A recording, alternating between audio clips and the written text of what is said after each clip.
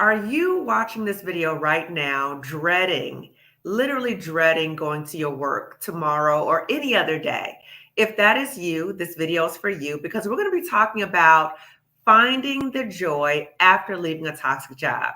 So, if you don't know me already, I'm Dr. Kamani. I'm a licensed clinical psychologist, a toxic job survivor, and more importantly, I'm a toxic job liberator for Black women. And on my channel, Lifting Us We Climb Consulting Wellness Services, I talk about ways to support Black women leaving and healing from toxic jobs. So, no matter where you are on the continuum, I'm here to support you in terms of sharing information about the experience of being in a toxic job, healing from a toxic job, and how to leave a toxic job. So, today I'm very excited to have Angela with us today. So, Angela, if you could introduce yourself and we'll get right into the conversation. Hi, good evening, everybody. My name's Angela Kanu, and I'm an emotional well-being coach. And I'm also a slow traveler. And obviously, today we're going to talk about my experience of a toxic job, but translating that into joy and playfulness. So yeah, I do coaching primarily for Black women, and it is around liberation, and it's about dreaming, and it's about curating lifestyles that are based around our liberation. Yes. And Angela, can you share with the audience where are you today? Where are you tuning in from? So today I'm coming to you from Bali in Indonesia. Yes. And can you share with the audience the quote that I said that I just love that you said too about your Well, travels? as I'm a slow traveler, I've decided that my motto for 2024 is I will be in places where I am celebrated, and I will not be touching places where I'm just tolerated. That Yes. includes where I spend my money, that includes where I holiday, and it includes where I live. And that's my motto for 2024. Yes, I love that motto. So, as our discussion is going to focus a lot on joy, I think it's important for people to have a context of understanding why this is such an important conversation for both of us right now, because we're both toxic job survivors. So, to have an understanding of what was the experience like for you that you started pivoting from where you were. So, as we talk about toxic jobs and leaving, part of the takeaway that I want Black women to get is when you leave a toxic job, that's where the healing really starts. Because when you're still in the environment, you're constantly being abused and traumatized and all that stuff. So the healing happens after you leave, and then the joy comes too.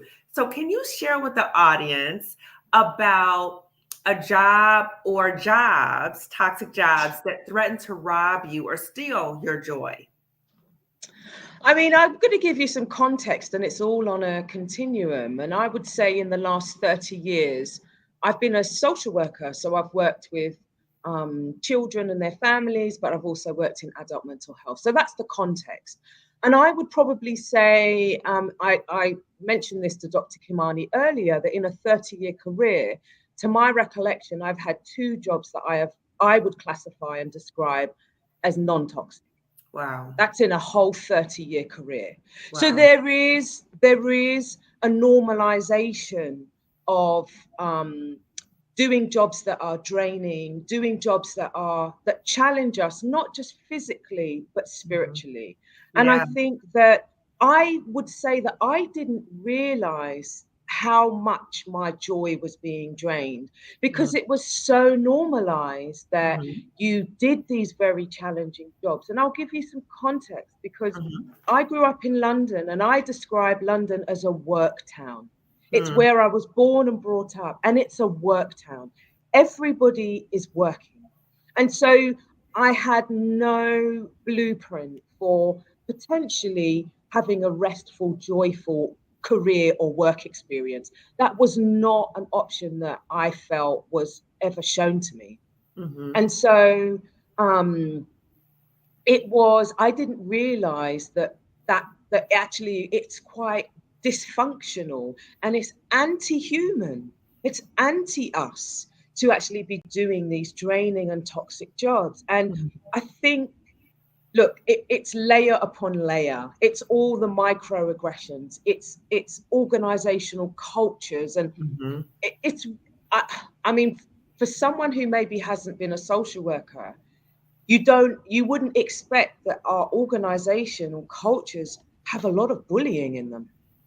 A lot of bullying in them. Angela, can I just put an exclamation point to that? Because I think a lot of people find it hard to believe that those of us in the healing profession, I'm a psychologist, you're a social worker, that we are in professions that profess to be about helping and healing and all those things. Yet the people within those environments can really be bullies and really terrorize people. And then we're still tasked to help people. So you think Absolutely. about you're being beat down, harassed, disrespected, all these things, but then you're still tasked to help people.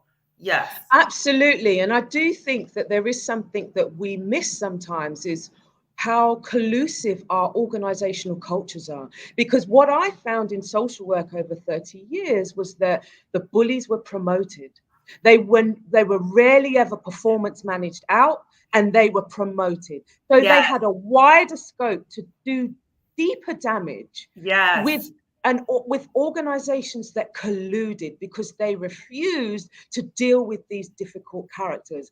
And I mean, it's probably changing now, but social work is almost like you could do this career until you drop.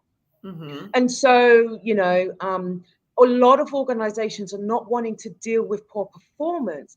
And I Yeah. think it gets to the heart of how we see leadership, how we see management. And Mm-hmm. people are not born to be managers or leaders. They have to be trained. And if True. you don't have good mentors around you, you're going to pick up the poor habits of the people around you. Because Yeah. as we said, if you're a bully, you're likely to display some kind of narcissistic kind of tendencies where you Social manage up harassment. really well, but Yeah. you manage down very poorly. So you're Yeah. going to look very good to your managers, but Mm-hmm. actually your staff are going to be struggling under the weight of your dysfunction. Yeah. And Can and I say something, Angela, right quick? yeah. Because what you're saying just speaks to my soul so much. I just have to say that because Mm, the workplace bully that I encountered was a social worker.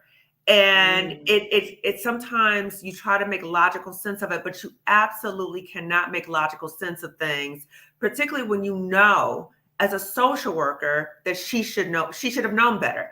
But the thing about it was the pathological part of about it is not only the managerial skills or lack of skills, mm, but knowing what you're doing, like knowing that you're harming people, yet continuing to engage in the behavior and the organization protecting you and promoting yeah, you because she got promoted. She yeah. got promoted and just not understanding that and thinking about for those of us who were terrorized by her, what was the message? Just like for you, Angela, just like anyone Mm. watching this, when bullies are promoted and the organization does not hold people accountable, what is the message that it sends to the employees that we are expendable, right? Well, That it, we it are actually it actually tells you that the people, I think leadership is the doorway to the house. So whatever you allow into that house is what is allowed. So Mhm, when you have non-action or inaction or collusion, it mhm, tells me about your leadership style as someone who may be a senior manager, that you resonate with that element of bullying. So mm, that tells me everything I need to know.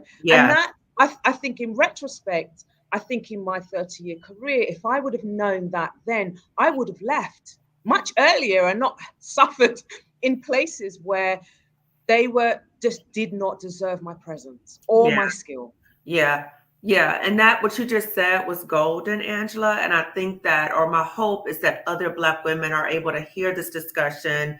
And my hope is that the information that I share on my channel, people can learn from the lessons that we experienced. So we were in these environments, these things happened to us. We didn't recognize these things in the moment, but now we do know. And I know for Mm, me, part of the self forgiveness that I have to practice daily is saying to myself, you were fighting in a rigged game. You never could have won. The game was stacked against you because the organization was against you. But at the moment when I was in it, when I was fighting in the toxic job, I literally thought that I could make a change. Like I thought that I could report the bully and these things were going to happen to me. But what I did not realize was that the whole system is toxic. And so my hope is that Black women can see this and say, wait a minute, I'm fighting this person. Wait a minute, I'm fighting this person. Wait, they're all working together.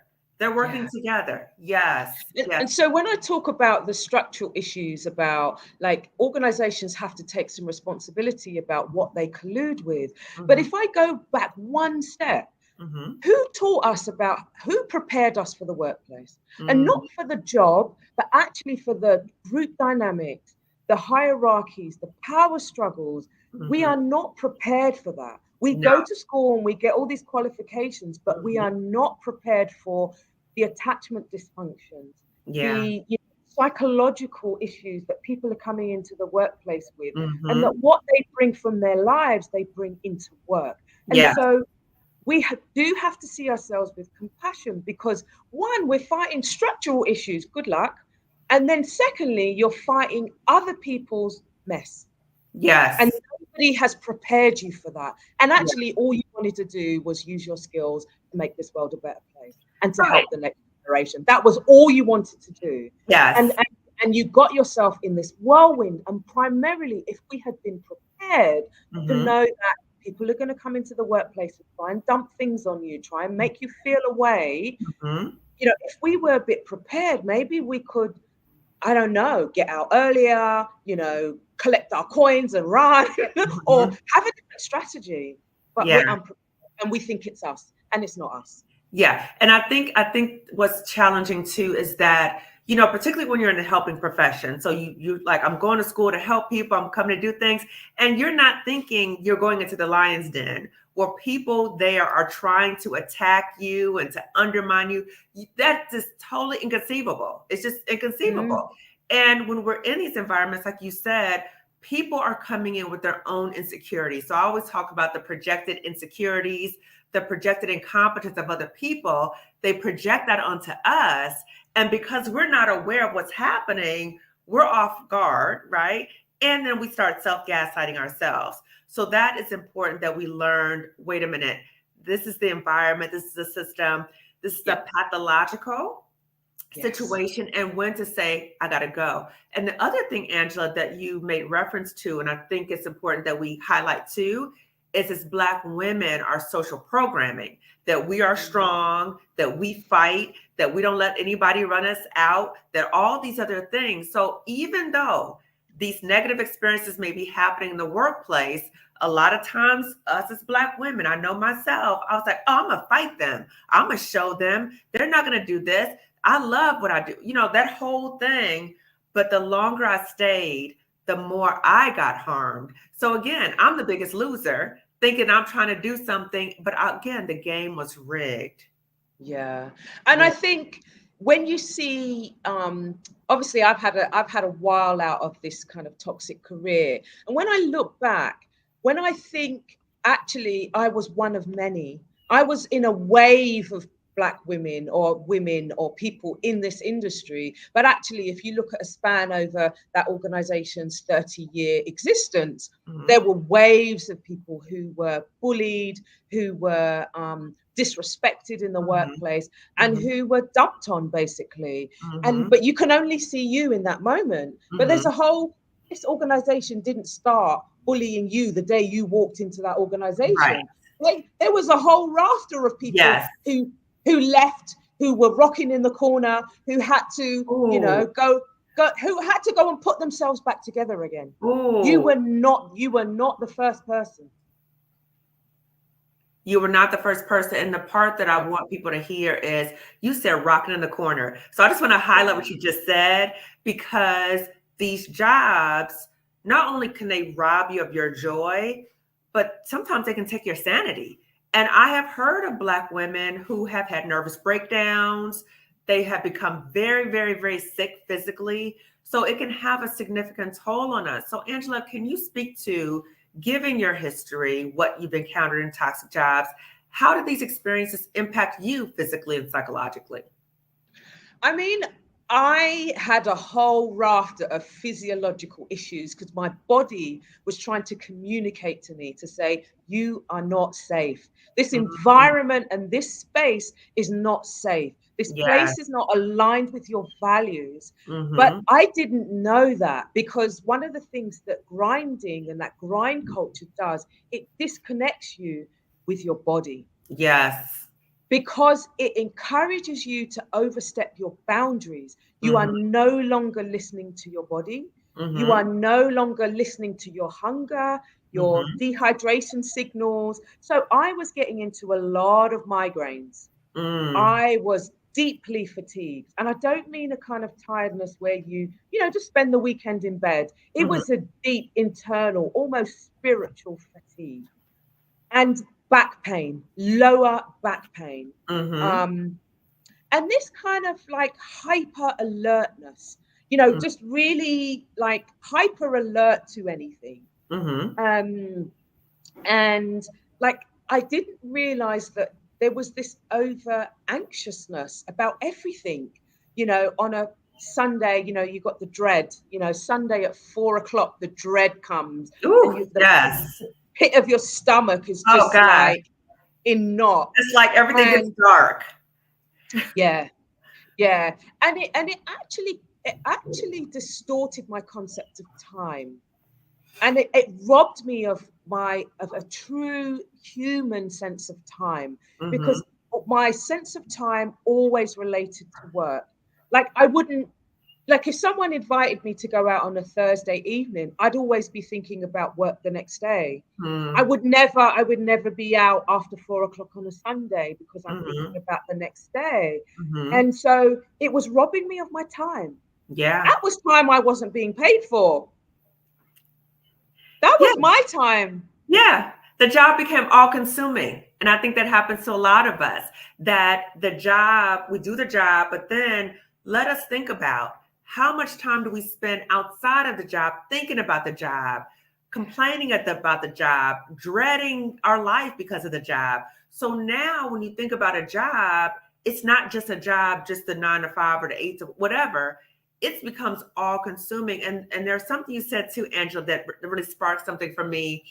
When I think about my experience and when I hear about your experience and I hear about so many other Black women, there's this feeling of almost a spirit murder, that you're going Oh, into these environments and it's murdering your spirit. oh, That's how it feels. That's how it feels. ooh. And it's that sense of questioning yourself, Mm.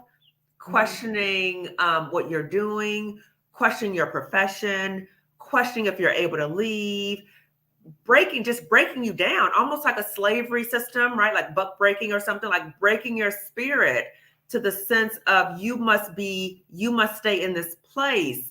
But I think that it's important for us to talk about too, as we have this discussion about so many Black women might relate to that spirit Mm. murder. But I want Black women to know that the spirit murder is real. I felt it. You can heal from it and you can leave, even though you have these experiences. And I think that it's important for us to highlight that too. Absolutely. Totally agree. And the words that you've put together, that spiritual murder, like just is like a bell ringing in me. It so resonates with me, because Yes. that's how it feels.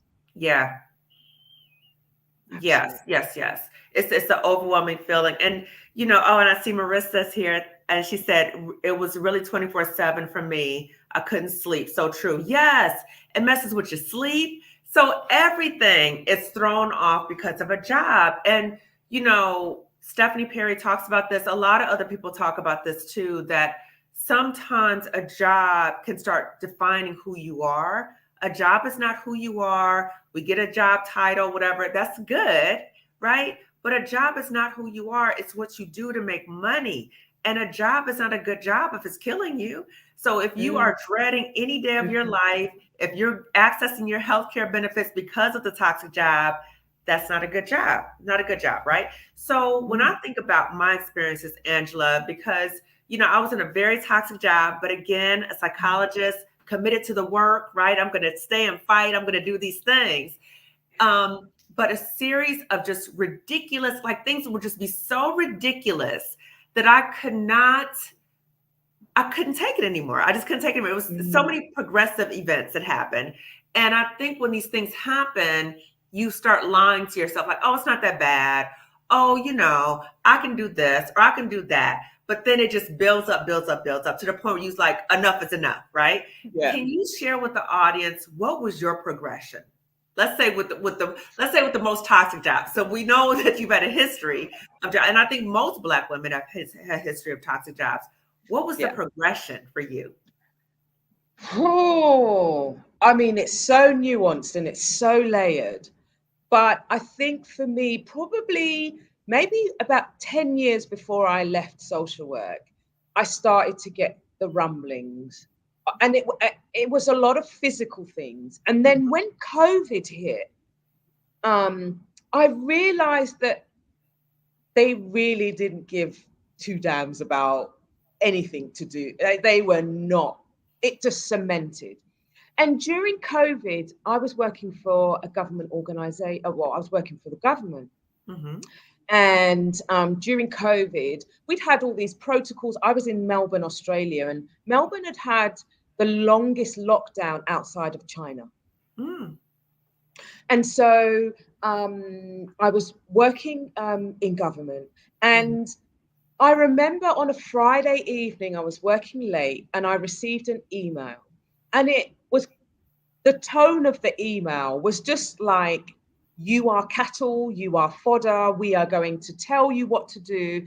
And I was told that if I didn't do X, Y, and Z by the following Friday, that I would no longer have a job. What? Yes. And Wow. that a whole organization of people, if they didn't do a particular task by Friday, it's just 30,000 people. By the following Friday, that they would dismiss people. Wow. So, and if you Talk didn't about do a this threat. task, you couldn't walk, you couldn't work from home, you couldn't step foot into any government building, even though it was contrary to what the state government had been asking workers to do in relation to COVID. Mhm. And in that moment, they had sent the email after 5 p.m. on a Friday, hoping that maybe most people had gone home. I was still working because that was my life at that point. Uh-huh. And I kind of thought they actually think I'm a robot. They actually think that and I thought, Angela, if you collude with this, what else could they ask you to do that you would blindly do?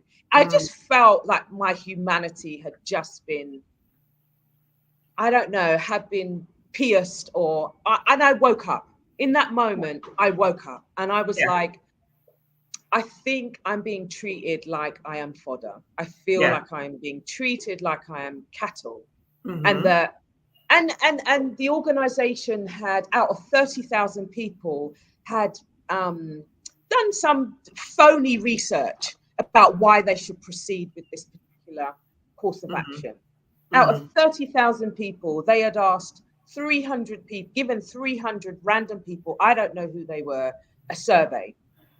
And 41% of those people had agreed with the department's action. So I was like, out of 30,000 people, to justify this action, you have engaged in this phony, um, totally disrespectful kind of support of Mhm. what you want us to do. And I Mhm. just thought, I actually don't want to be part of this. Yeah. And so in that very moment, I concocted a plan to leave. In that Oh, very, very moment, wow. Friday after 5 o'clock, I then rang my manager at the time and I said, I need to do X, Y, and Z, and I'm leaving in a week's time. I mean, I'm leaving in 2 weeks' time. Angela, really? Yeah, and I left. And I thought I had lost my mind, but something deep inside me said, enough, Yes. enough, enough. Yes. Because I could feel that it was like I was betraying my own soul. Mhm. Ooh, betraying I my own betray, soul. Yes. yeah, I felt I was betraying my own soul, and Yeah. if I had agreed with this course of action, that actually I was no longer going to be able to respect myself. Yeah. And I didn't want that. Yeah. This job is a noble job, but it's a job. Yeah. This is not about me selling parts of myself off to to an organization. Right. It's And in like that, selling your soul to the devil because at a certain point, it's like you're swallowing so much garbage, like you're swallowing so much toxicity.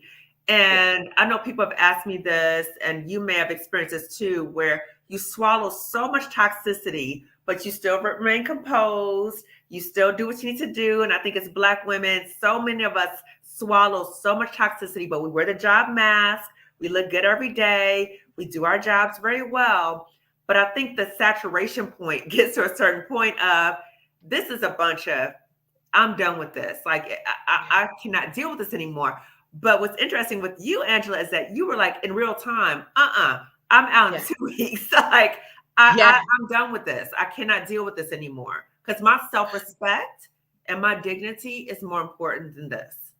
But you know what happened? What was very interesting was Mhm. that the moment that I decided and I acted, I felt as if the universe made so many things fall into place. Like, Mhm. I wasn't sure if my boss was going to allow me to leave. I wasn't sure if I was going to get the approvals to do what I wanted to do, because historically, this organization had thwarted me, had stopped me doing from lots of things, had Hmm. stopped me from accessing a lot of my entitlements. And so I just thought, this is a real gamble, but I'm going to ask. I am going to plan on, in that moment, I was Mhm. just going to go, how can I get out of this place? Because I do not want to be returning here. Mhm. I want my soul to survive. I do not want my Mhm. soul to be murdered. Oh, So I wanted to survive, and it felt like survival. And as soon as I look, it's like it's the agreement of your head and your heart. And in that very moment, my head said, "Don't do it," and my heart said, "I agree." And then I acted, and the universe just allowed things. So many unusual, helpful things happened to me in that period of time. So mm-hmm. I would say, we have support, we have spiritual and we have energetic support, regardless of what you religiously believe. The Mm-hmm. universe is here for our survival. Our workplaces may not be. Okay. And we have to recognize what is most important, my soul or this job, because sometimes it really is like it's that cut and dry. And Marissa, noted what you said. I want my soul to survive. That was so, I felt that when you said that. And Angela, so many things I want to say. One is, when we're in these situations, I think so many times we become crippled with fear. Like, we become paralyzed with the fear of, I hate this place. I want to go. I can't go. Oh my God, I want to go. If I go, I won't make any money. If I leave, I'll be homeless. All these fears start coming up. And I know for me, it kept me, that those fears kept me at that job longer. And I wish I would have left a long time ago. But at the moment, I was stuck by fear. And I think a lot of Black women feel that way.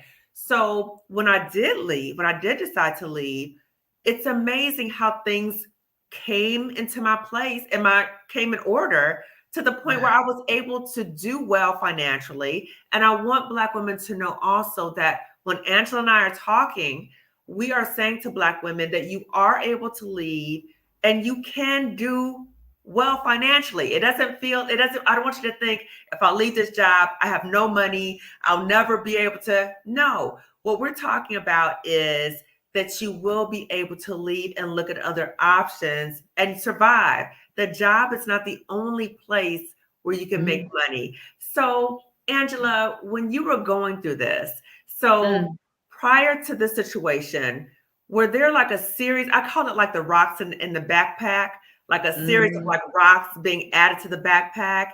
Were you kind of like, were you having that experience where you were just holding on to these rocks and just keep going on and on? And then finally it was like, I can't deal with this anymore. Like, had you already thinking about, I want to get out of this place? Yeah. I would say 5 to 10 years before I left. I knew, but I was deeply tired. I could not think. My brain had shut Wow. down. I think when we do these very kind of toxic jobs, our Mhm. hormones kick in to help us survive. And so your body is being flooded with things like cortisol and Mhm. all these kind of stress hormones.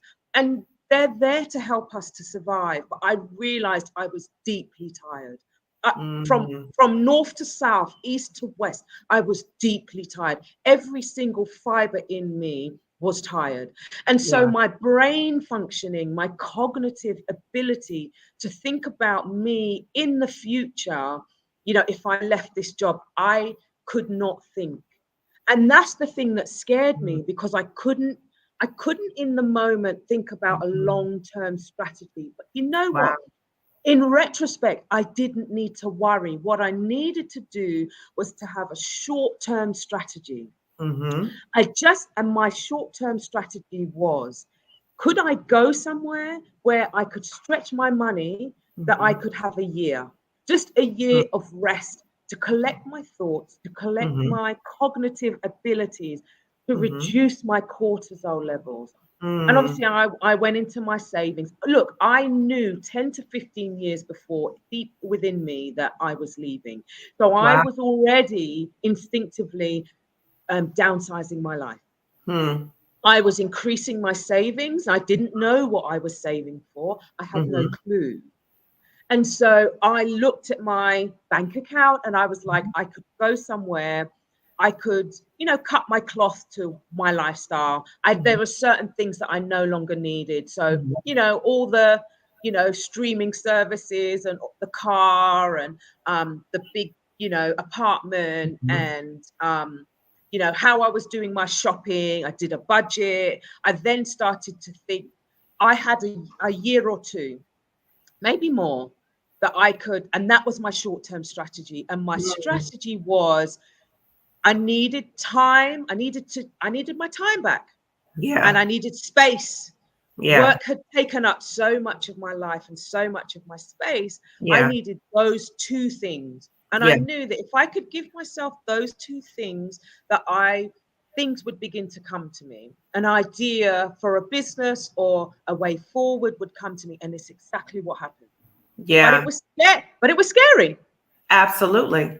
Absolutely. So before we talk about the fear, which we need to talk a little bit more about, I first of all want to commend you because I think a lot of us have those rumblings, like we feel it like years, in advance of like, I can't stand this place. I want to go. I want to go.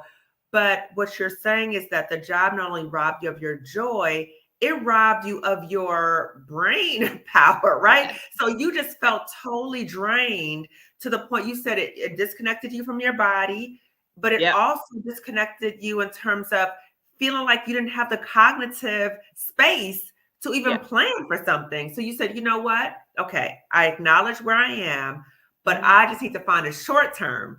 And so then you Mm. start making moves for the short term. And I want Black women to hear that too, that sometimes we might have the short term exit plan and the long term. But the point is that we need to listen to ourselves. Now, let's talk about the Mm. fear, Angela. So I talked about the fear that I had of leaving a toxic job. And that's why I stayed there for so long, so much disrespect, so much harm, all that stuff Mm. because of the fear. Can you please share with the audience how you walk through the fear? That's the first question. The second question is, were there people around you, family, friends, associates, coworkers, who projected their fears onto you as well? And how did you deal with those things? Yeah. So number one, the main fear was being swallowed up by this organization. My Mm, fear was being damaged beyond repair. That was mm, my big fear. That it wasn't the fear of leaving, it was, who was wow. I going to become if I stayed? Woo. And that Can was you the say that fear. again? Can you say that again? I'm gonna put that in. Who? Say that again, Angela. So my fear was not of leaving, it was about who I was going to become if I stayed. It Wow. was the damage. I knew that the damage was potentially irreparable if I had stayed. Wow. That's what drove me. It wasn't about am I going to pay my mortgage? There's always options. There's always options to do other things. And so that's what kind of drove me out, was the fear of being turned into something else. Oh. And I did Ooh. not want that. I didn't Yes. want that. Yes. And Yes. Yes. and so I had a mantra that I would not hide from any fear or any emotion.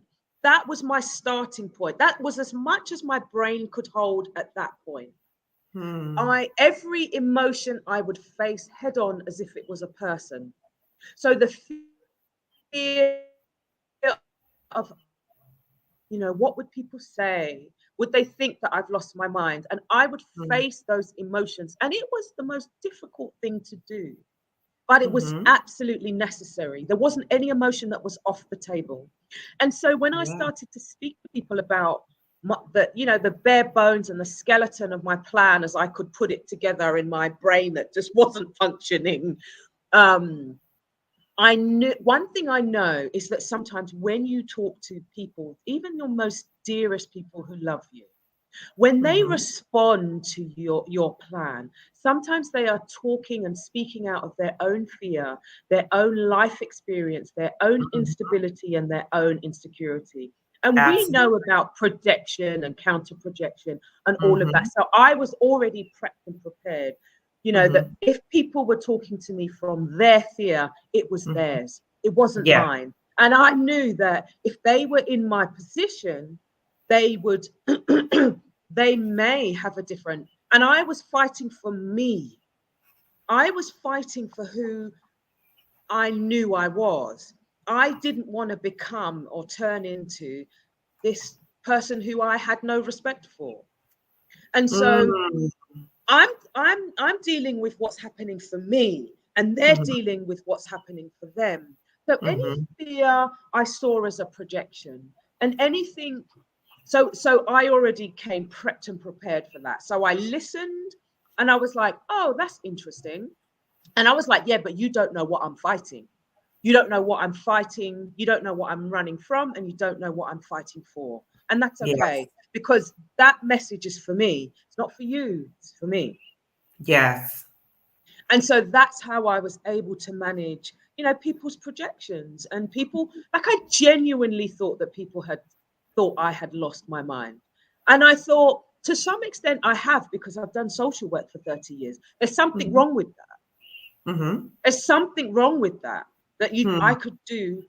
I could be walking with people who are living in a parallel universe, and two, in the most pain and trauma that in their lives, but dealing with the most toxic environments and toxic managers. Well, Mm-hmm. there was something wrong with that. And to some extent, I was on the edge of losing my mind, because who Mm-hmm. stays in social work for 30 years? Like who? And who stays when you're being terrorized and then you're again tasked to help other people? And when people were thinking, oh, she's losing her mind for leaving, you were losing your mind staying there. Just like you said, who was I going to be if I stayed? So the more you stayed there, the more it robbed you of just everything out of your body. And you made the Mm, conscious decision of no. So I just want to recap some of the things I heard you say. One is you walk through the fear by acknowledging the feelings, the emotions. So you acknowledge it. mm, You didn't run away from it. You just say, oh no, I shouldn't feel this way. You acknowledge the fear. And I say to Black women all the time, the fear is going to be there. Don't feel yes. like, oh, I feel the fear, that means I got to stay. No, acknowledge the fear and work through the fear. You might go to therapy to help you work through that too. The other Mm, thing is you took the time to rest. yeah. So essential for us as Black women. I think so many times we're so busy juggling all these things. We're like, oh, I don't have time to rest. No, you can find a moment to rest. You have to rest, because if you don't, you'll be like a robot. Like you said, they were trying to make you into a robot. You became a robot because you were disconnected from yourself. The Mm, other thing you talked about was people around you who care about you, they can project their fears onto you. And for you to say, that might be your perspective, that's not mine, but you have the boundaries. Again, Black women, listen to what she's saying. Boundaries are so important because people around you might think or might tell you things from their perspective, but they're not living your life. They're not getting up every day. They're not dealing with the Sunday scaries, dreading going to work, crying. They're not dealing with that. You are. So we have to be mindful of boundaries. And I want to quote Glamazini. I keep quoting her that we need to check the tree before you pick the fruit. So if somebody's telling you about staying in a toxic job, they have either no experience in a toxic job and or they've been in a toxic job and they just take it and they are miserable because of their toxic job, but they're telling you to stay. I don't know. Maybe not listen to that. Okay. So, Angela, you went through this process. And can you share with the audience, how did you pivot? So you said that you went somewhere else where your money could stretch. Can you share with the audience what that looked like? So I relocated to Mexico. And because I knew that my money could stretch a little bit further. And I actually spent almost a year sleeping. Wow. Yeah. Wow. And so I didn't know. I went blind. I didn't know what was going to happen. I was worried that I didn't have a plan. I had a short-term plan, but I didn't have a long-term plan. And that was unusual for me. But my brain was not working. My brain was overloaded. My body was overloaded with all these stress hormones. And I just thought my body just can't take much more. And so I moved to Merida in Mexico, and it's a very hot place. And so it was conducive to sleeping. It's conducive to staying indoors. And so I got rest, and I had done coaching with Rashida Dow, and I had attended Exodus Summit, and she messaged me and said, "Oh, Exodus Summit is coming up. Would you like to, speak on a panel?" And I was like, "Oh, this is interesting." And then I was like, I don't have a website. I don't have a business. I don't have anything. And then within 2 days, my business appeared. Within 2 days, my website appeared. And amazing what reps can do. Yeah, I felt ready. I had within those 2 days, I had recently taken a holiday in Mexico City, and the energy in Mexico City, I don't know, it just perked me up. And so within 2 days, I had a business, I had a website, I was planning to speak at Exodus Summit, and that's how this started. So I've got to give props to Rashida and Stephanie, because they were quite instrumental in helping me to kind of strategize and focus. And that's where it started. Yeah. So before, because I want the audience to know more about Rashida Dow, Stephanie Perry, Exodus Summit, I do want to say this, that even though we take a moment to pause, you need to rest sometimes so you can get the energy, the clarity. But just because you rest doesn't mean you're always going to stay in that state, right? I think people get scared, like, oh my God, if I rest, then I'm going to stay there. I'm going to become stagnant. No, you're not going to change from who you regularly are. But recognize what you said before. When you're in a toxic job, sometimes it can change who you are. And that's when you really know that it's toxic, because you start becoming a different person. So can you share with the audience, Angela, about Rashida Dow, Stephanie Perry, and the Exodus Summit for Black women who don't know this already? I hope that Angela is coming back. I think something happened to her internet. So while we're waiting, I will share the information for Angela to come back. So Exodus Summit, if you're not already aware of it, is a group. It's a Facebook group for Black women who are interested in seeing the world and living our lives on different terms. So Exodus Summit has meetups all over the world. They just were in Cape Town, South Africa, but it provides an opportunity for Black women to travel and to buddy up and to meet friends and have accountability partners. And if you want to, move to a different country, it provides that opportunity. And Rashida Dow has, Angela's going to come back. So Rashida Dow has a coaching program that helps Black women take sabbaticals. So I know that seems like very revolutionary for Black women to be able to take sabbaticals, but to be able to get our rest. So Rashida Dow has her program. So follow her on YouTube and Instagram. And Stephanie Perry, if you're not familiar with her, Stephanie Perry is a full-time house sitter.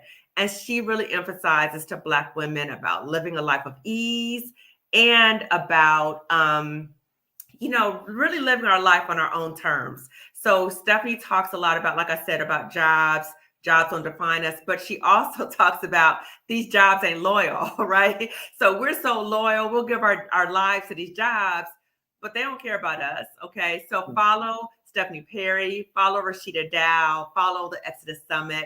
So again, these are very revolutionary way of being in the world for Black women, but all of them are saying, just as I'm saying, just as Angela's saying, that we have options and we have the agency to follow up on these options. So Angela, it cut off for a little bit. I'm so sorry, Bali. It's been raining here today, and the internet has been a little difficult. So my apologies. That's okay. But what you were talking about in terms of like Exodus Summit and Rashida Dow and Stephanie, they're actually trying to assist Black women to like just reach for liberation, and they're actually just opening up our idea of what our lives could be. Yes. And I always think it starts with dreaming. It starts with going back to dreaming a life that feels good to us, that's nurturing. And some of these environments are such the antithesis. And I do remember that when I went to Mexico, I slept for a year, but actually after that, I didn't know what to do with myself, because it was always about doing. It's always about what you produce. It's always about, what you're doing in that moment. Everyone is busy. And That so I didn't know what to hustle do. mode, right? Yeah. And, the part about too, that I want us to stress too, is that you were busy, busy, busy, but you talked about when you were busy at the job, it led to a lot of other things. And I want the audience to also know that being busy all the time can be a trauma response, because you're not connected to yourself. You're always just moving, moving, moving. And it's like, you're like a robot, right? You're just producing, producing, producing. So focus on doing, not being. So now Angela is living a life of being with herself, being in terms of what it is that she wants to do, what fuels her, what makes her happy, not in terms of just doing what other people are telling her to do all the time. Absolutely. And I would say two things. One is that in being and having space and time and being busy hides that life is lifing. It hides the fact that there are things that happen to us that are like 1,000 paper cuts. And by being busy, you kind of mask it. It's like a masking. And so having space and time, a lot of things came running after me saying, do you remember this happened to you? Do you remember that happened to you? And you actually haven't healed any of those things because you've been busy. Yes. And so in the same spirit of, I am actually going to face my fears in the same spirit, in that having space and time, I was then able to face some of the things that had happened to me. So many things happen to us as human beings. Yeah. And not because, it's just life. And I had the choice to deal with those things. And I was like, I'm making this massive transition. I've decided that I want to survive. I want my soul to survive. And to do that, I need to go back and to heal and integrate some of the traumatic things that have happened to me, but also some of the amazing things. Yes. The fact that, as Black women, we are highly educated. we are, yes, we have had to develop strengths, but we also belong in this world. And Yes. there are so many things that we can do with the skills and education and Hmm. our heart for our communities and for ourselves. Hmm. And so I think that, there's a lot of things that can happen when you make that transition, but you get to choose, Hmm. to deal with some of the things that may have happened to you, and not, it doesn't live under this blanket of I'm busy, or I'm not going to deal with that because I've got work tomorrow, or Right. I'm not going to deal with the way that I communicate, or my relationships, or the fact that I'm unhappy, or the fact that, the way I feel that life has treated me has not been great, Yeah. and actually trying to resolve some of those things. Hmm. And I just think that this has given me time and space to be able to do that. So I would say, this is not skipping off into the sunset. In some aspects it is, but that you have you may be required, or you may be asked to deal with things. Yes. Y- Yes. And Angela, I think sometimes Black women, we say to ourselves too, I got this. I got this. How you doing? I'm fine. I got this. I got this. But we're dying inside. So we're at the Absolutely. job. People, oh, I'm good. I got this. But we're dying. We're dying. And, when you talk about all the things that you did, it's really honoring your humanity. You took Yes. time to rest. You took time to think about what you wanted. You took time to do these things. And as Black women, think about how many times people dehumanize us in society and jobs and all these other things. And I think the work that like Stephanie Perry, Rashida Dow, Alicia Renese, all of us Mhm. out here in these YouTube streets, what we're doing is reclaiming our humanity and Yeah. saying there is another way. And the more of us that talk out, that's why I talk on my YouTube channel, the more of us that speak a different reality, then we show this as an example. We model that for other Black women. That's why I appreciate what you're saying. And Angela, how long ago did you leave that toxic job? How long ago was that? The last one, oh, what are we?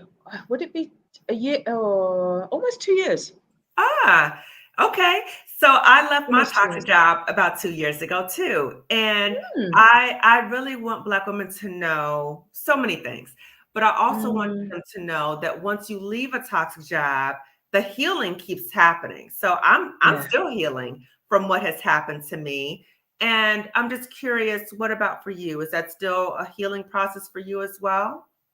Absolutely. I think that because, my life is not bandaged by work, I Hmm. have, I'm still having to be a human. Life is still lifing, Yes.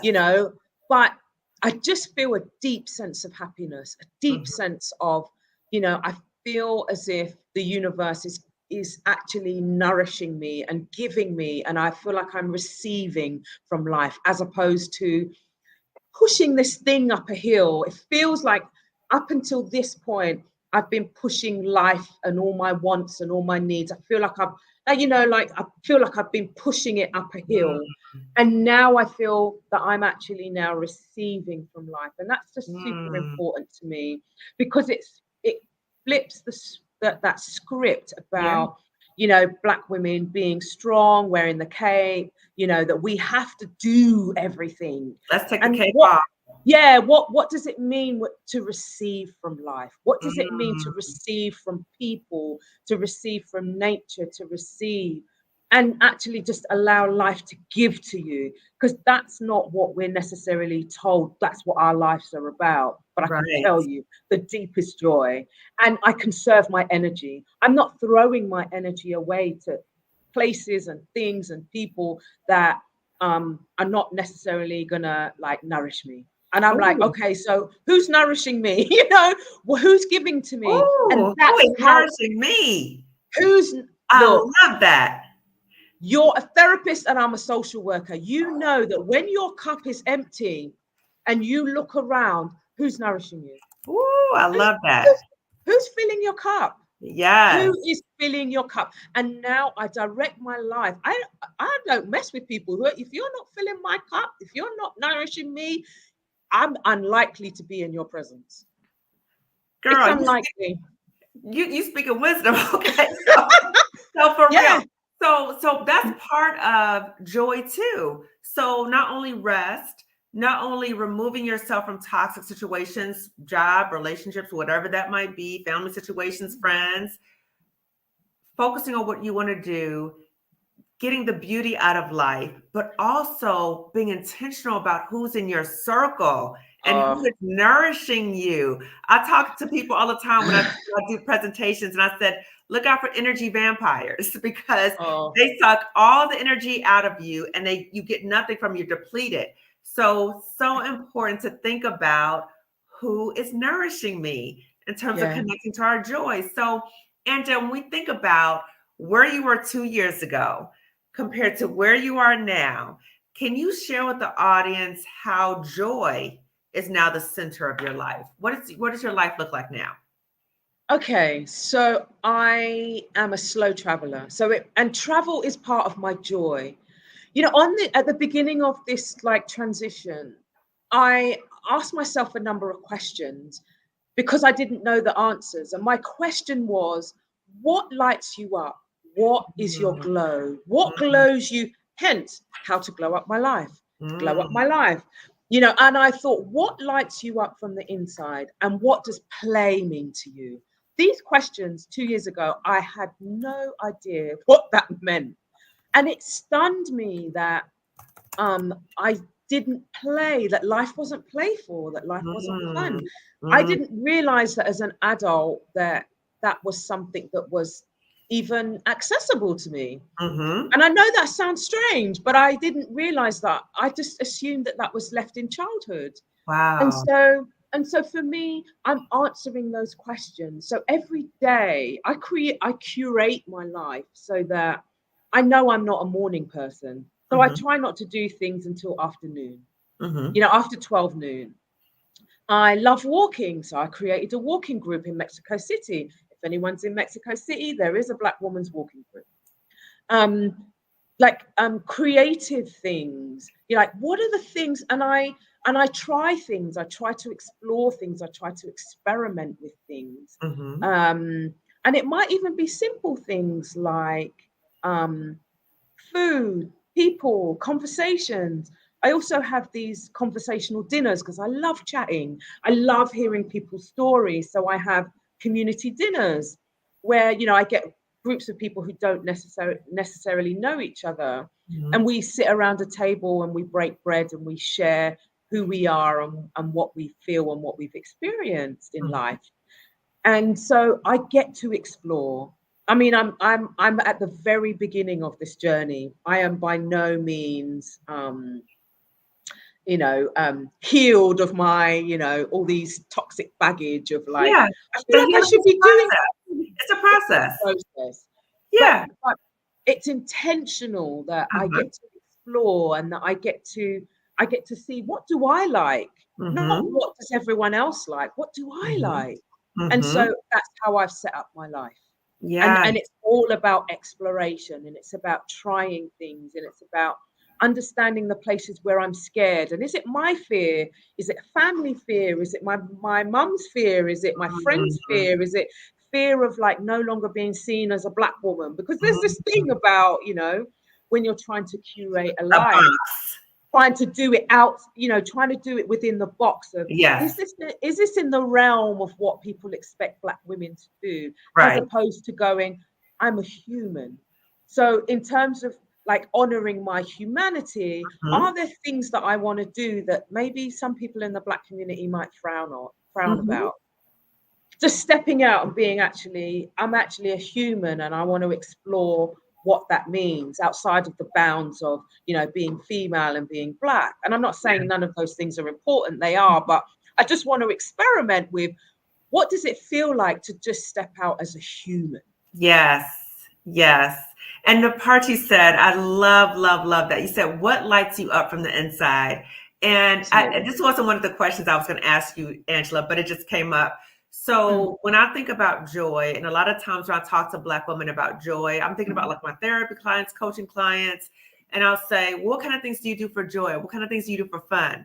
And Angela's like a deer in the headlights. Like, what are you talking about? Like, they don't know. They're so disconnected from their joy because of a Mm, toxic job or other situations. So I so I'm so thankful that you talked about and you acknowledged that at a certain point as a grown woman, you were like, yeah, what does give me joy? And mm, finding out what gives us joy and knowing that as Black women, we deserve joy, that we're like, oh, I'm too busy to have joy. No, we have mm, the right to experience joy. We have that mm. right. And we're not going to wait for anybody to show us joy or give us joy. We have to be intentional and do it for ourselves because nobody's going to give us joy. We got to do that, right?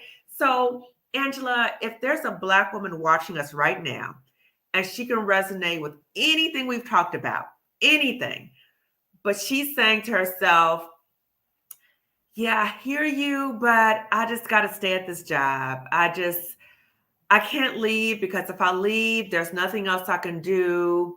I'll be homeless. I'm going to wait till my kids graduate. I hear you, but I can't go. What words of wisdom would you offer to her? I would say, look, just be very gentle with yourself. There is a huge place for Black women for our self compassion. And Mm, actually, if you are even remotely thinking that actually the current life that you're living has a level of dissatisfaction that is just unacceptable, mhm, you don't have to do it by yourself, is one. mm, And actually, you're doing something new. And actually, you might need help to help you to figure out what your options are. mhm, And that might be financially what those options are. It might be mhm, about timing, but mhm, it actually might be that the dream hasn't yet come alive. And mm. you might need help to bring that dream alive. And it's possible and you deserve it. You Yeah. absolutely deserve it. And there could be a life out there that you could be living that nourishes you, that is joyful, that genuinely lights you up from the inside, Mhm, that you can begin to enjoy this. And I'm not saying people are not enjoying their lives, mhm. but we do know that these toxic jobs, like they're just serving us moldy, poor quality, disappointing products, right? And so I think that if you are a Black woman out there, Mhm. look, I would just say begin to dream. I Yeah. would say reach out to those people who might be able to assist you to begin to dream about what a future life could feel like. Mhm. And I would say it's possible. For sure, it is possible. And like, we are extremely deserving.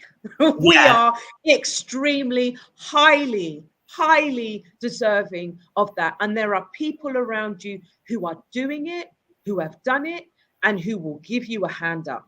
They Yes. will help you to put your hand to the thing that you say that you want. Yes. Yes. I want to put an exclamation point what you said. We deserve it. Our ancestors paid too steep a price for us to be here. We Mhm. deserve it. We deserve joy. We deserve freedom. We deserve respect. We deserve all these things. And just to follow up with what you're saying, Angela, if you need support, you're watching this right now, you feel stuck, you feel all these other things, please seek resources, therapy. Okay. So I Mm, have information in my description section about how to find a Black therapist. That's one resource. Two, coaching. So coaching will tell you what are the next steps about how do you get to where you're trying to go. And three is the Job Liberation Virtual Summit for Black women, which is on the screen. So that's May 18th and 19th. So if you're stuck and you don't know where to start, no matter where you are on the continuum, I'm starting not to like this job, to I cannot stand this job, I got to go, to show me what to do. No matter where you are, the Job Liberation Virtual Summit, May 18th and 19th, is for you. So we're going to be talking about getting yourself ready, your mindset, but also the practical things you need to do. So how to replace your income, what to do about your health insurance, what to do about your life insurance, what to do about severance if you want to do that.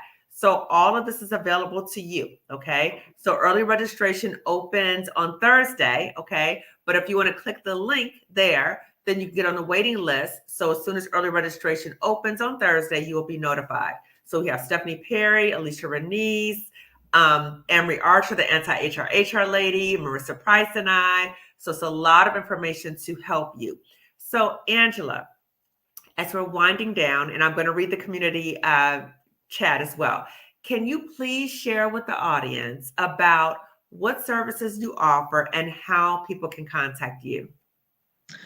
Okay, so I'm an emotional well-being coach, and so that means I'm interested in our emotional landscapes. I'm interested in how we digest our emotions, and that our emotions are at the forefront of everything that we do, whether that's taking a sabbatical, making a life transition, or moving abroad, or another big leap. I do believe that as much as we've got our degrees, we've got all of those things, but I do feel that emotional literacy is the future for us. I think understanding what's happening on the inside of us is uber important. So Mm-hmm. I am a coach and I have a coaching business. So I work with women around the emotional journey of moving abroad, and also life story work. And I do trauma work in relation to coaching as well. Also, I am collaborating with Marissa Price, and we're doing a series of webinars to share with people what we know about our emotions and how to heal. And we have a webinar coming up called From Stress to Serenity, and it's about helping you to include your emotional well-being on your sabbatical or on your move abroad. And you can see my website here below, where you can contact me around coaching and my coaching program. I'm also on Instagram at glow underscore my life, up my life. And yeah, you can follow me on Instagram. You can contact me on my website. And also, I would encourage you to join our webinar, From Stress to Serenity. And it's on the 23rd of April at 7 p.m. Eastern Time. And that's should all be in the link. And that's me. Yes. So everyone, I have the information right here for the webinar. Okay. So check it out. Okay. So, and I also want to mention that I previously interviewed Angela and Marissa Price, and we talked about childhood attachment wounds and how they show up in toxic jobs sometimes too. So check that out. I'll put that video in the description section as well. So I'm going to read the community chats. I saw a lot of Great. comments going on, right? So again, check out Angela. Check out her website. Check out the webinar that was just mentioned. Information's here. It will also be in the description section, okay? And as a reminder, the Job Liberation Virtual Summit for Black Women goes on sale this Thursday. So again, get on the waiting list for that. So I'm going to read the chat. Oh yes, and happy Easter, everyone. Please forgive me for not saying that earlier. I'm so glad you're heading in this direction. Talk about Resurrection Sunday. Yes, girl. Yes. Ooh, Yes. yes. You want to say something about that, Angela? Wow. I Because we mean, have risen, okay? oh, honestly, we have risen for sure. And Yes. we have doors and windows that are open to us that are really about, like, we are definitely on the shoulders of the people that came before us. The Yes. tears, the prayers, the cries, that we want something different for the next generation. It Mm-hmm. is here. It is here, and Yes. we have the capacity. And we look, as Black women, we support each other like no other group of women. It's just what we do, and it's just who we are. There is so much information out there to help. When we're rising, we're taking everyone who wants to come with us. We're Come like, if on, you want sis. to come, Come we're going on. to take you with us, Yes. you know? And so, yeah, it's apt that it is today, and we are rising. And if you choose to, it is there for the taking. It is there Yes. for you. Yes. And let me just say this too, that when you're in a toxic job, it can feel like you're being crucified. It can feel that way. And you can feel that sense of not only being crucified, but that people are looking at you and nobody's trying to help you. People are talking about you. It can be so humiliating. I want you to know, just like Angela just said, that you can rise, even though you've gone through all those things, but you have to make the steps to leave. Okay. So making those steps is hard. It's all those things, but you can do it. You can do it. Okay. And life after leaving is so much better. Angela, I'm gonna ask you this question. Okay. I think I know what the answer is. Okay. Do you have any regrets about leaving those jobs? I wish I would have done it sooner, but everything is in its own time, because I could look, it is better than I imagined. I Yes. could not have imagined the deep sense of satisfaction, the Yep. deep sense of joy that, Mhm. and because it's mine, I made the decision to leave. Doesn't matter what anybody else thinks. It's my decision, it's my Yes. action. So the rewards are mine, but everyone gets to witness what you are experiencing. And so Mhm. sometimes it's a trigger for other people as well to go, oh, she did it. Because the people in the beginning were like, she lost her mind. She's lost her mind. And now they're like, oh, she did it. They go to work and they're like, this manager's acting up. Maybe this career is not what I thought it was. Yeah. Maybe there is a way forward, and Yeah. it is better, 1,000 times better than I imagined. Yep. Everything is in its own timing. But Yep. if I could have done this maybe in my 30s, my 20s or 30s, that would have been nice. Yeah. Yeah. But it's all lessons learned, right? So we have to unlearn a lot of things about why we stay to toxic jobs. And even though, like for me, I have no regrets about leaving, I would not go back. No. And I wish I would have left sooner, but I didn't know that, right? But my hope is that Black women are seeing us and they say, oh, wait a minute, I don't have to stay here. I have options. You can either get another job and or start your own business, but you have options in terms of making money. Okay. I can Mm, relate to a myriad of toxic jobs throughout my career. It's anti-human, yes, bullying. The bullies are promoted. They are. It's mm, absolutely unbelievable, but they are. That is so true. They take advantage of the fact that we care. At the nonprofit where I worked, we had a straight up bully who earned six figures.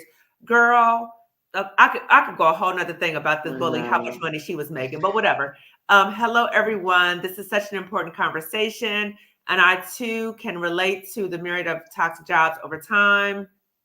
Service. So she's talking about me. Okay, thank you. She's giving me a compliment. Thank you. Um, the workplace being complicit in the toxicity, it's not just one person, it's the entire organization. Mm, Yes, it is. The water is dirty. Okay, the system, yeah. the water is And dirty. And I would interject, what if the universe is making sure that you see the bullies earning six figures, the bullies being promoted? The universe is highlighting to you, this is not the place for you to stay. This is not Mm-mm, the place for you to grow. And this is not going to be the place for you to be nourished. mm-mm. Not at all. Not at all. So Mm-mm. pay attention to that, not in the sense of kind of just staying with it. Use that as fuel, like fuel to help you exit plan. Okay. So Mm-hmm. just use that. This sounds like an extreme, toxic, unhealthy environment. Leadership is a doorway into the house. True. Yes, please like this video. Thank you, Marissa. Please like this video. The game is rigged, a culture of dysfunctionality. Prepare Mm. people so that we can strategize before we're traumatized. I was one of many. Wow, right? So when you think about workplace bullies, if you look around, more than likely you're not the only one. There were so many people this woman terrorized, but she again, nobody did anything. She was promoted. There was lawsuits against her. Again, nothing really happened. So again, that's showing you that's not the place for you. I'll step aside in my workplace and establish firm boundaries for my protection in order to be effective. Congratulations. You are not the Mm. first one, baby. So sad. This is so key. Being disconnected from your body's alarm system. The space is not aligned with your values. Yes. I can't do that anymore. It was really 24/7 for me. I couldn't sleep. So true. Yeah. Spirit murder. Wow. We felt stuck at Mm. one point. Australia was ridiculous. I prayed for the people of Australia so much during COVID-19. That is something to prepare for, feeling like you're losing your mind when you're really finding it. Mm. Marissa, Yeah. Marissa, Yes. that's a mic drop right there, okay? You're Yes. really finding your mind, right? And sometimes this happens. It's like a discombobulating moment that this happens. I just want to Mm. quote my therapist, my Black woman therapist. And when I was going through the toxic situation, I kept saying, why is this happening to me? I'm such a good employee. I've never had a negative job evaluation. Why are they coming for me? What's happening? And she said, this is God's rescue mission to get you out that job, right? Because I was losing Absolutely. it. I was losing it. I didn't even want to be a psychologist anymore. Okay. But it Mm. helped me get out. So now I love being a psychologist again, right? Okay. Mm. Let's see. I quit with no fear, but felt a loss about money I made. The reality of the money I made is real because I haven't been able to find another job at the same pay. Now a survival job. So my hope, sis, is that sometimes we leave a job temporarily. We might have some issues with money, right? But you were Mm. able to get another job. The hope is that eventually you'll be able to get back to a situation where you're making at least you made what you made or exceeding it. But I also want to support you in the possibility of going to the Job Liberation Summit for Black women, because we're going to talk about multiple streams of income. So when you think about working, you only are getting income from one place. Not too good for us as Black women. Okay. Anything can happen to that job. So please check out the Job Liberation Summit. We'll be talking about multiple streams of income, so you're not dependent on just one source. Okay. Um, Mm. I run into that too. I could not think long term. Hey, Colette Elizabeth, my friend Colette Elizabeth is here. We call each other the Harriets in terms of helping Black women get out of toxic jobs. So also subscribe to Colette Elizabeth's channel as well as Marissa Price. Being in survival mode instead of thriving and flourishing. I cut back on my expenses, especially things that were not necessities. I was fine. Save your money so you can walk away like I did. No 2-week notice, no explanation, no negotiating. I just left after 31 years. Wow. Wow. You go. I love it. Okay. I love it. Wow. Same. My brain hurts all the time. Unclear thoughts, brain fog. It's like my Mm. brain feels like it had a physical trauma. It has. And it's currently Yes. physical trauma because when you think about the cortisol going through your body, your brain is being bathed within cortisol. Okay. Yeah. So that is not healthy for you. Fear of the unknown can be a major issue for women. So true. Powerful. Mm. Fear of who I would become a stage. Oh my God. Sounds like my marriage. Oh my gosh. Okay. She's so right. When I was at my prior toxic job, my daughter told me that I was becoming someone different. It was scary. Yes. Yes. That happened to me actually. My family was kind of indicating to me that I was changing. I could not see it. I could Mm, not see it at mm. all. But they were signaling to me, look, no, your response to that is just like, no, this is not, we don't know who this is anymore. Yeah. And they don't like it, right? And the thing about it, and actually next week I'm going to have on a mother and daughter, right? So Dr. Jillian Watley talking about the job not only impacted her, it impacted her family, right? So I'm going to have Mm. Dr. Jillian on with her mom next week to show the impact it can have on your family. And I know my youngest son said to me when I was on a leave of absence, and he was asking me if I was going back to the job. And I said, I don't know. I'm trying to figure out. He said, Mom, please don't go back. Please don't Oh, go back. wow. So your family is very much impacted by these jobs too. This is therapy tonight. Thank you both. And the chat sisters, thank you for tuning in and thank you for saying that. So pleased I found this channel. These conversations are so important for us as Mm. Black women. I can relate. I was turning into a different person. So I had to leave my toxic job. So true. Toxic environment and toxic management. I had no support from my so-called family and friends. Bad feeling all around. Sis, my hope for Mm. you too is that you're able to find a community of people who are like-minded and who can support you. Okay. It might not be your family, may not be your friends, but try to find that support community. Okay. Let's see. Mm. Sunday scaries. Rest is important to detox yourself from doing into being. Angela, your transparency is refreshing. It truly Oh, is. Oh, and I'm thank gonna you. have Exodus Summit. Yes. So check out Exodus Summit. Oh, question. What does Angela do now for income? So I am an emotional well-being coach. So I've just started a new business, and I I'm very good with my money. So I don't live in one of those I'm not living a particular type of life. So I've just kind of downscaled my life. I live in Mexico, and so my money's able to go a little bit further. So that's what I do to keep me out of the mess. Mhm. So it's really looking at creative ways to have your money stretch, right? And you're also a coach. So again, thinking about different ways for you to make money. Okay. Yep. Let's see. Absolutely, so many memories came flooding back. Being busy definitely makes the truth of the truth of life, right? Mm, Oh, Marissa even answered it. So that you're an emotional well-being coach. Yes, still healing. The trauma is so deep. So even after you leave a toxic job, you're still healing. Okay. So don't absolutely. feel like there's something wrong with you. Allow life to give to you. Beautiful conversation once again. Thank Mm. you.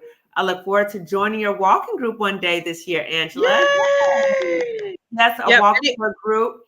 Oh, okay. So Kat's here. She says she walked with your group in February, working on what gives me joy. I'm in the process of birthing my post toxic job lit up life. Ooh, I like that, Kat. I like that. Amazing. I love that. I love it. Amazing. Yes. Angela, love your beautiful energy. Thank you for sharing. Absolutely love the pink hair.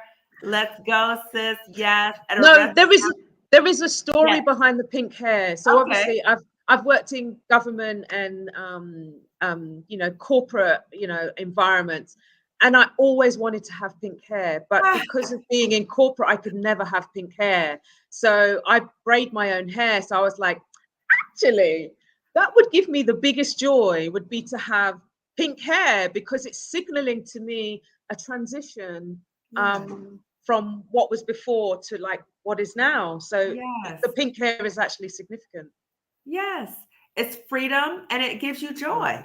And that you're does. able to do what gives you joy without permission, right?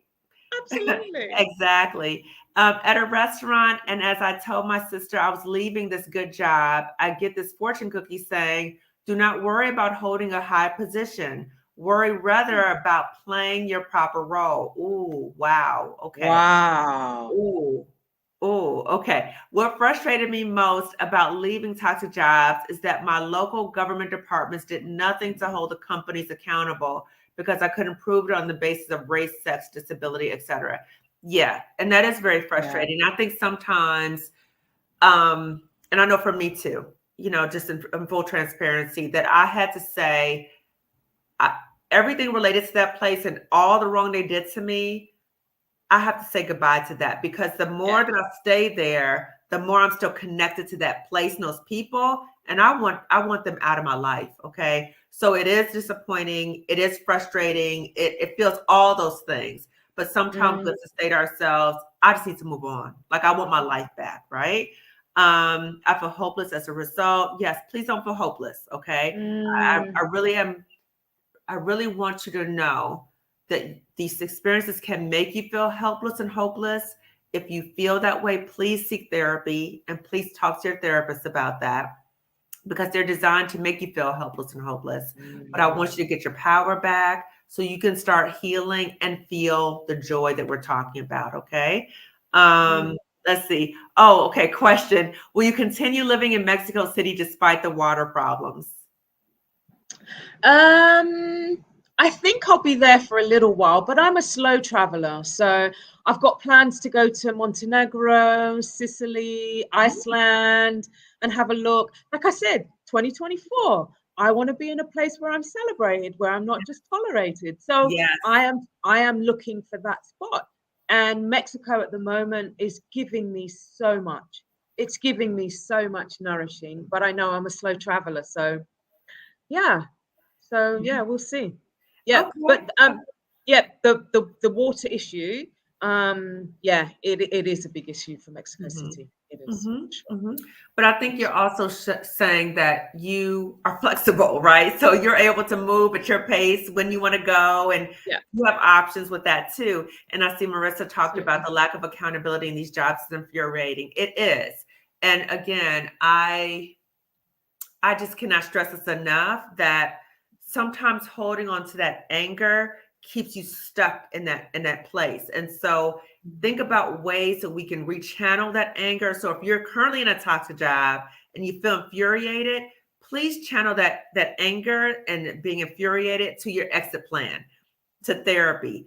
Channel that. Don't sit and steep in that. And the other thing that I want to say is that it's important to not do that because that anger can turn inward and become depression. So we don't want that for you. Absolutely. Okay. So, everyone, if Mhm. you have not already gotten your ticket or gotten on the waiting list for the Job Liberation Virtual Summit for Black Women, May 18th and 19th, tickets go on sale on Thursday. Please check that out. If you have not already subscribed to my channel, please do so. Lifting As We Climb Consulting Wellness Services. Please go to Angela's website and check her out. Please check out the Thank webinar you. that we have, and I'll again put that in the description section. And please like this video and share this video with at least 2 other Black women, right? So Angela and I were talking before about we're rising, right? And as we're rising, we're reaching for as many Black women as we can. So please help other Black women that you know and share this video with at least 2 other Black women, okay? So Angela, any last words before we sign off for today? I would say it's a wonderful time to be here as a Black woman. There is so much resource, and the way in which we take care of each other and we love each other and we try and encourage one another, I think is unique and special. And I would say, if you're thinking about curating, just a different way of being, um, it's there for you if you choose to take that. So Thanks. yeah, and it's wonderful. Thank you so much for having me on it today. That conversation has just been realigning for me as well. It's like you made the right decisions, you saw the writing on the wall, and actually to trust your gut instinct and actually to move with that is incredibly powerful as a Black woman, to be able to Yes. do that and succeed. And I see so many Black women succeeding, and it's wonderful. So Yes, thank yes. you. Thank Absolutely. you. And I feel your joy too. And I just, I hope that Black women are able to see that you can live a life that's not centered on dread of a toxic job. You can Mm. live your life centered on joy, and you have options, you have resources. Please Yeah. remember that, okay? So I'm signing off, everyone. Again, share this video with at least 2 other Black women. Give this video a thumbs up, subscribe to my channel, and get your ticket to the Job Liberation Virtual Summit for Black Women. Okay, signing off. See you next time. Bye.